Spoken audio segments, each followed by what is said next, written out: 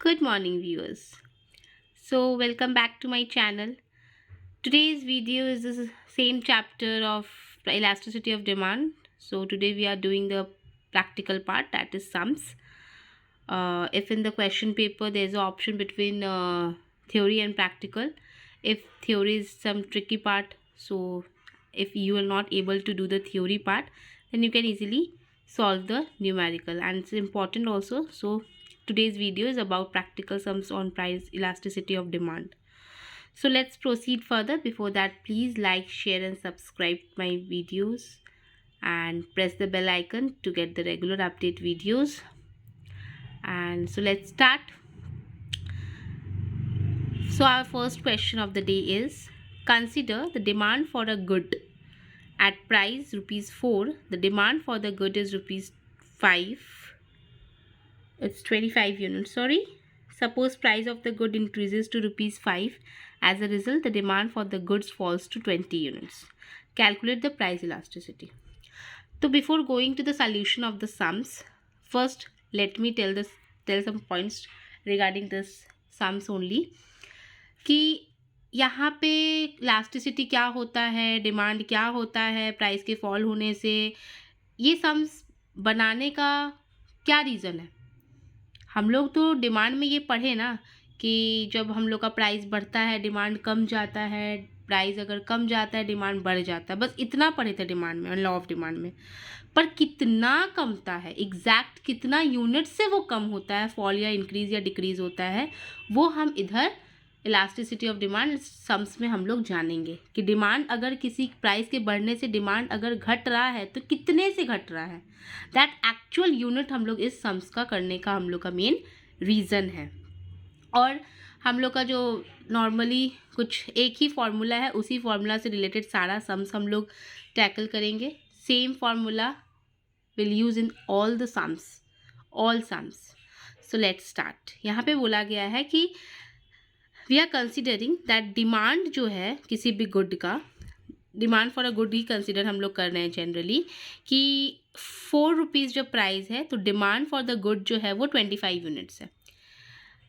And जब price of the good, जब किसी भी गुड का प्राइस बढ़ता है, मतलब 4 से अब वो 5 हो गया है, प्रीवियसली वो 4 था अभी वो ₹5 हो गया है, तो उसके वजह से डिमांड जो है हमारा वो फॉल होता है 20 यूनिट्स से।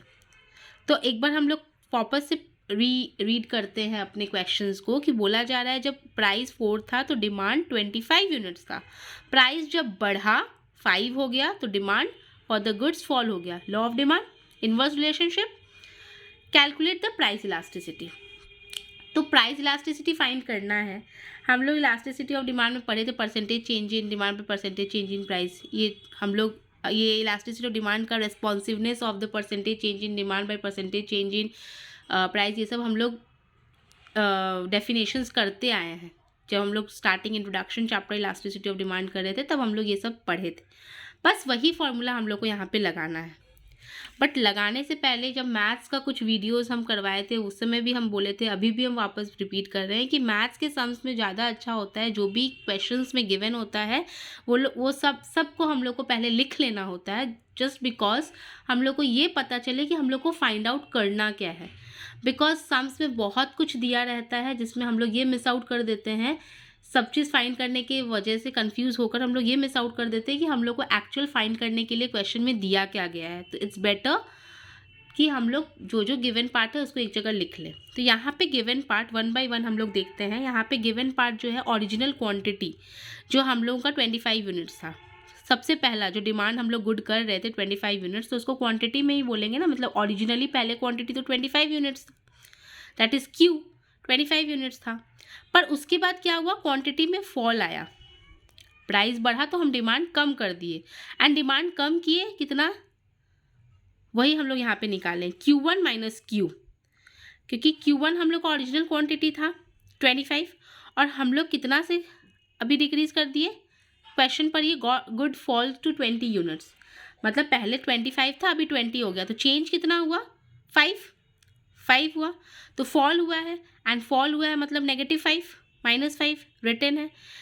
ये है चेंज इन Q का साइन, क्वांटिटी में चेंजेस आया है, पहले 25 था बट Q1 माइनस Q किए, पहले 25 था अब 20 हो गया तो हम लोग का 5 आया है, फॉल हुआ है इसलिए -5। तो ये ओरिजिनल क्वांटिटी और फॉल इन क्वांटिटी समझ में आ गया। तो उससे न्यू क्वांटिटी क्या हो गया हमारा 20 यूनिट्स। न्यू क्वांटिटी हम लोग को दिया हुआ था गुड फॉल्स टू 20 यूनिट्स, तो न्यू क्वांटिटी हम लोग का Q1 क्या आ गया 20 यूनिट्स। क्लियर है। Next move on to the price. Original price हम लोग का 4 था, सी ओरिजिनल प्राइस P4 था। उसके बाद प्राइस बढ़ा तभी तो डिमांड घटा ना, इन्वर्स रिलेशनशिप। प्राइस राइज कितना हुआ 4 से 5 मतलब 1 रुपीज़। चेंज इन प्राइस कितना हुआ 1 रुपीज़। ये भी हम लोग ऐसे निकाल सकते हैं P1 माइनस P, है ना, 5 माइनस 4 दैट इज़ 1। ठीक है, इंक्रीज हुआ है इसीलिए यहाँ पे पॉजिटिव है, यहाँ कोई भी नेगेटिव नहीं है। यहाँ पे फॉल हुआ था इसीलिए ये नेगेटिव है, पर यहाँ पे इंक्रीज हुआ है, यहाँ पे कोई नेगेटिव नहीं है, यहाँ पॉजिटिव एज इट इज़ है। तो न्यू प्राइस हम लोग का क्या हो जाएगा 5, क्योंकि न्यू प्राइस तो अभी 5 हो गया, ऑलरेडी मेंशन किया हुआ है क्वेश्चन में, इंक्रीजेस टू ₹5, तो न्यू प्राइस 5 है। तो हम लोग इलास्टिसिटी ऑफ डिमांड निकालना होगा।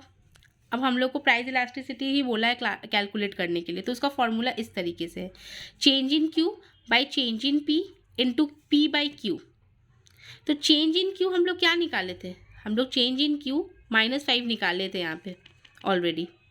कैसे निकाले थे, Q1 माइनस क्यू करके, ओरिजिनल और फॉल जो हुआ था करंट वाला, तो वो क्यू चेंज इन क्यू की जगह -5 रिटर्न।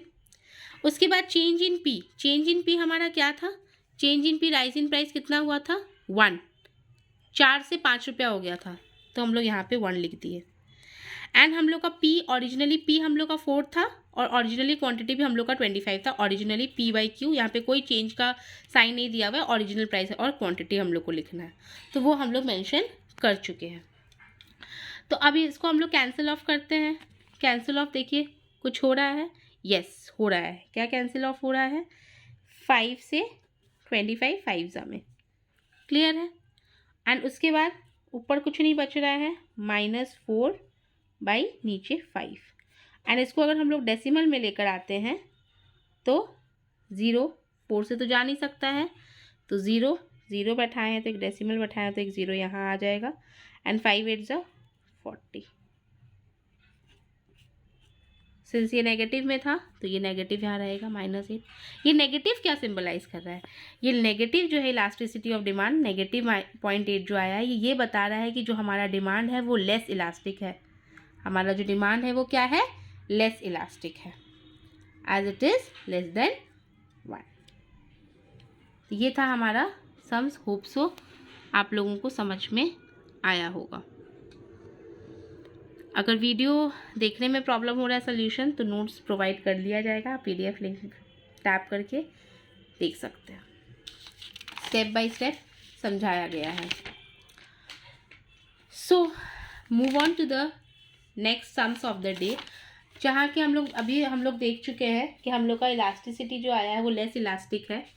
प्राइस इलास्टिसिटी जो आया है -0.8 समथिंग, वो लेस इलास्टिक है, as it is less than 1 mention कर चुके थे। नेगेटिव साइड यही इंडिकेट करता है कि इसके बीच में क्या था, इन्वर्स रिलेशनशिप। और ये हम लोग भी देख चुके थे क्वेश्चन पढ़ने के वक्त कि वहाँ पे इन्वर्स रिलेशनशिप था किसके बीच में, प्राइस एंड क्वांटिटी डिमांड के बीच में। क्लियर है।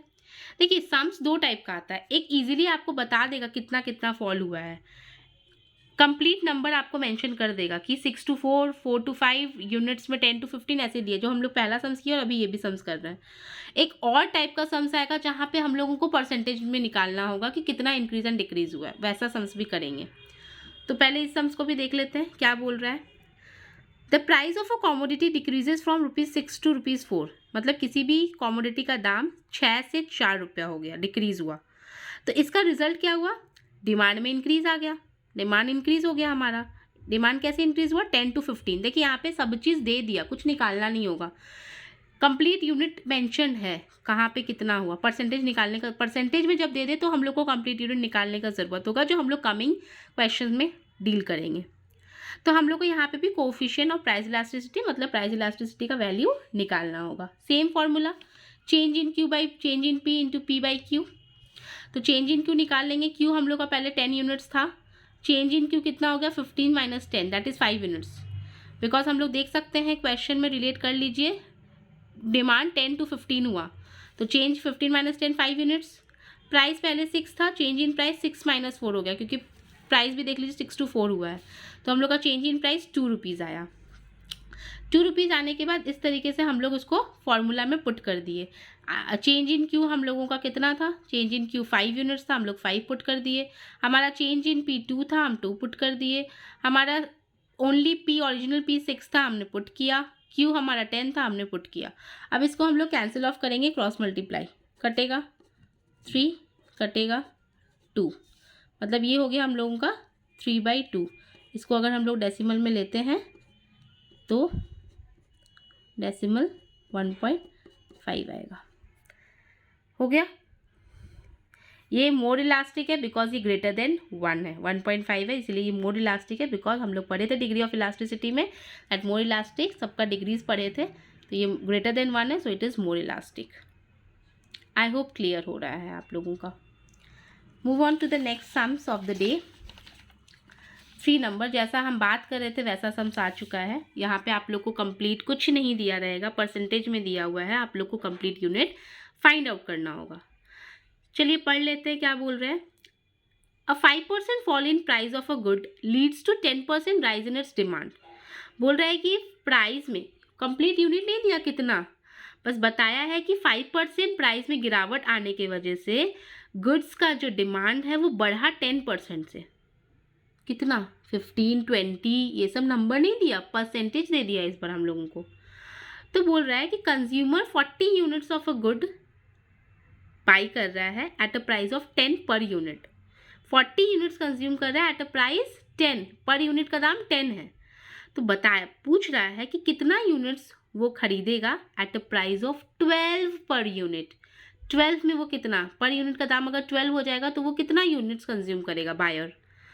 तो यहाँ पे हम लोग पढ़े थे इलास्टिसिटी डिमांड में percentage change in quantity, demand में परसेंटेज चेंज इन प्राइस। तो हम लोग को यहाँ पे तो मेंशन है, हम लोग को percentage change in quantity demand कितना बोला था, 10%। देख लीजिए, लीड्स टू 10% राइज इन इस डिमांड। तो क्वांटिटी डिमांड में क्या चेंजेस आया 10, एंड हम लोग के चेंज इन प्राइस क्या आया 5% फॉल इन प्राइस, तो 5 दैट इज 2। ये आ गया हम लोग का इलास्टिसिटी ऑफ डिमांड। अब हम लोग क्या करेंगे, अब हम लोग एज इट इज़ जो करते थे, प्राइस हम लोग का 10 यूनिट दिया हुआ था, P1 12 यूनिट हो गया, दिया हुआ है ना, पहले 10 था तो पूछ रहा है 12 में कितना कंज्यूम करेगा बायर। तो हम लोग उसे चेंज इन पी निकाल लेंगे, P1 minus P that is 12 minus 10, 2 per unit, change in P निकल गया। एंड Q हम लोग को 40 यूनिट्स दिया हुआ था, पर Q1 नहीं दिया हुआ था। वही तो पूछा था कि 12 यूनिट्स अगर कर दिया जाए तो वो कितना कंज्यूम करेगा, वही तो नहीं दिया हुआ था, Q1 ही तो नहीं दिया हुआ था। तो हम लोग Q1 निकाल लेंगे इजीली।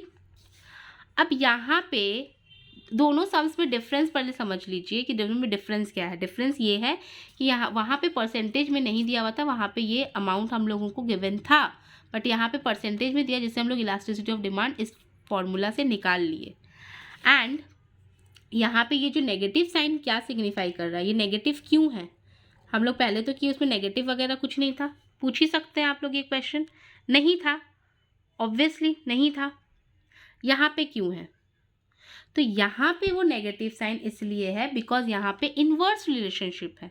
अभी नेगेटिव साइन का आप लोगों को पहले सबसे भी बताया गया कि इन्वर्स रिलेशनशिप होता है, तो हम लोगों का नेगेटिव साइन यही सिंबलाइज करता है कि प्राइस और क्वांटिटी डिमांड के बीच में इन्वर्स रिलेशनशिप है। तो यहाँ पे इलास्टिसिटी ऑफ डिमांड हम लोग का 2 आया, प्राइस हम लोग का 10 था, क्वांटिटी हम लोग का 40 था, सब यहाँ पे हम रफ वर्क आप लोग को सिखा चुके हैं। And change in Q Q1 minus 40 ये रहा, बिकॉज Q1 हम लोग को नहीं पता, और चेंज इन पी हमारा 2 है। तो हम लोग क्रॉस मल्टीप्लाई करेंगे। क्रॉस मल्टीप्लाई आप लोग 11, 12 में आराम से कर सकते हैं। जब क्रॉस मल्टीप्लाई हम लोग किए हैं तो हम लोग इस तरीके से देख रहे हैं कि यहाँ पे हम लोग का 16 Q1 माइनस Q1 प्लस 40 बच रहा है बच रहा है। सो Q1 अगर हम लोग को वेरिएबल निकालना होता है तो वेरिएबल एक जगह और नंबर्स एक जगह हम लोग कर लेते हैं। तो Q1 निकालना है तो 40 माइनस 16 दैट इज 24 यूनिट्स वो कंज्यूम करेगा एट 12 पर। जो प्राइस 12 पर यूनिट होगा तो वो डिमांड कितना करेगा 24 यूनिट्स का। होप सो यहाँ तक आप लोगों को कोई दिक्कत कोई परेशानी नहीं होगा, यहाँ तक किसी भी तरीके का कोई दिक्कत नहीं हुआ होगा आप लोगों को। अगर परमिशन हो तो हम लोग मूव करेंगे टू द नेक्स्ट वन। और अगर आप लोग को यहाँ पे भी दिक्कत हो रहा है तो यहाँ पे देख सकते हैं 0 0 कैंसिल आउट हो गया, 4 2 ज़ा 8 एंड क्रॉस मल्टीप्लाई होता है इक्वल्स टू रहता है cross multiply that is 16 and ये वाला हम लोग माइनस इक्वल्स टू के पहले यहाँ आया तो Q1 प्लस 40 माइनस है ऑलरेडी, Q1 इधर आ गया इक्वल्स टू के हम लोग बाद लिखे थे बट इक्वल्स टू के पहले लिखे हैं तो यहाँ पे ये नेगेटिव था बट ये पॉजिटिव हो गया। ये सब एल्जेब्रिक रूल्स है जो हम लोग पढ़ चुके हैं जूनियर क्लासेस में। So next move on to the next and the last sums of the day. यहाँ पे भी परसेंटेज में दिया हुआ है same sums. A 5% rise in price of a good leads to 5% fall in demand. ये आप लोग को कैसा लग रहा है, कैसा इलास्टिसिटी डिमांड? यूनिटरी हम लोग पढ़े थे जहाँ पे प्राइस और डिमांड दोनों इक्वल होता है, E इक्वल्स टू 1 अगर आप लोग रिलेट कर पा रहे हो तो, अगर पहला वीडियोस आप लोग देखे हो तो 5% rise in price of a good leads to 5% fall in demand, मतलब 5% प्राइस में राइज हुआ तो 5% डिमांड उससे गिरा। तो consumer 100 units of a good by कर रहा था जब प्राइस 5 पर यूनिट था। तो अब प्राइस, पहले क्वेश्चन और इस क्वेश्चन में डिफरेंस क्या है, उसमें क्वांटिटी पूछा था, प्राइस गिवन था, इसमें प्राइस पूछा, क्वांटिटी 120 यूनिट्स दिया हुआ है, क्वांटिटी डिमांडेड। यही डिफरेंस है दोनों सम से। बाकी जो जैसे प्रोसेस था वो वही है, बिकॉज यहाँ परसेंटेज वे में तो हम लोग इलास्टिसिटी ऑफ डिमांड वैसे ही निकालेंगे, percentage change in quantity demand में percentage change in price, that is दोनों ही 5/5 है, दैट इज 1। अभी आप लोगों को बताया गया यूनिटरी इलास्टिक का ये कॉन्सेप्ट है, equals to 1। Then price 5 per unit था, प्राइस 1 हम लोगों को नहीं पता x, तो change in P1 minus P that is x minus 5। Q हम लोग का 100 यूनिट्स दिया हुआ है और नया 120 यूनिट्स है, तो चेंज इन Q निकालेंगे, Q1 minus Q that is 20 units and same formula minus Q because there is an inverse relationship between price and quantity demand. उसके बाद हम लोग यहाँ पे फार्मूला में सारा वैल्यूज़ पुट कर लिए, वैल्यूज़ पुट करने के बाद हम लोग देख रहे हैं कि ये 5 यहाँ पे जो 5 है कैंसिल ऑफ होगा, यहाँ पे 0 भी है दैट इज़ 0 0 2 5 5 कैंसिल ऑफ हो गया, मतलब यहाँ -1 ही बचा है, -1 यहाँ हुआ, नीचे डिनोमिनेटर में x माइनस 5 बचा है। देन हम लोग क्रॉस मल्टीप्लाई कर लिए that is x minus 5 into 1, anything multiply by 1 is a number itself और वेरिएबल इटसेल्फ, तो x माइनस 5 एंड यहाँ पे इक्वल्स टू -1, वेरिएबल एक जगह नंबर्स एक जगह, तो हम लोग का फाइनल आंसर आया x equals to 4 units, sorry not unit because हम लोग से प्राइस पूछा है, तो 120 यूनिट्स में वो at a price of ₹4 per unit, वो 120 यूनिट्स बाई करेगा कितने रुपीज़ में, कितना पर यूनिट होगा दाम 4। तो होप सो आप लोगों को कैलकुलेशन में समझने में किसी भी तरीके का दिक्कत नहीं हुआ होगा, स्टेप बाय स्टेप बताया गया है कि किस तरीके से हम लोग फॉर्मूला के हर एक वैल्यूज़ को कंसिडर किए, किस तरीके से उसका वैल्यूज़ निकाले हैं, सब बताया गया। अगर कोई प्रॉब्लम हुआ तो आप लोग कमेंट कर सकते हैं, उसको डिटेल वे में बताया जाएगा। और अगर यहाँ पे देखने में दिक्कत हुआ होगा तो इसका नोट्स जाएगा, आप लोग नोट्स ज़रूर से देख सकते हैं और बता सकते हैं अगर कोई प्रॉब्लम हो तो। नेक्स्ट वीडियो में न्यू चैप्टर के साथ मिलेंगे with the same subject economics and math simultaneously. तब तक take care, good bye, bye bye.